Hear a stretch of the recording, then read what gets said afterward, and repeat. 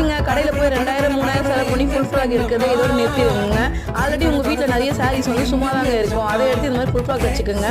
அப்போ ரொம்ப நல்லா இருக்கும். இது ஜஸ்ட் ஒரு 450 தாங்க ஆச்சு. இது ஸ்டிச்சிங்க்கு லைனிங் எல்லாம் சேர்த்து 450 தாங்க போட்டிருக்கோம்.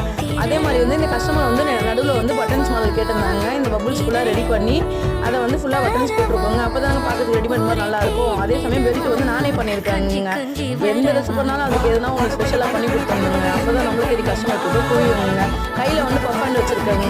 அந்த பார்டர் வச்சு கையில் பார்டராக பண்ணிவிட்டு அந்த சாரியோட பாட்டம் எடுத்து மேலே பஃபாண்ட் கொடுத்துருக்கேன். பின்னாடி வந்து நாட்டு ஒர்க் கொடுத்துருக்காங்க. அதே மாதிரி இந்த பெல்ட்டுக்கு ஒரு நாட்டு, பின்னாடி பேக்லேயும் ஒரு நாட்டுங்க. சாரீ சும்மா இருக்கிறத விட எடுத்து நீங்கள் இந்த மாதிரி ஸ்டிச் பண்ணி போட்டு யூஸ் பண்ண வச்சு வேல்யூவாக இருக்கவங்க. இல்லைனா பல கோடி சாரீ பீரோவில் சும்மா தாங்க தூங்கிட்டு இருக்கோம்.